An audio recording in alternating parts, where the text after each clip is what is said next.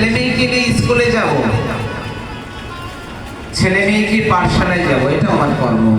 আত্মীয় স্বজন আসবে, তাদেরকে নিয়ে আমি বাজার করা, হাট করা, জামা কাপড় কিনে দেওয়া, বিভিন্ন গল্প করা, আনন্দ করা, এগুলো আমার এক প্রকার দায়িত্ব, কর্তব্য, কর্ম। কিন্তু এই কর্ম দ্বারা আপনি যথাযথভাবে ভগবানের চরণ সান্নিধ্য লাভ করতে পারবেন না। কি করতে হবে? তার জন্য আপনাকে ভগবত রিলেটেড, ভগবত সম্বন্ধীয় কিছু কর্ম করতে হবে।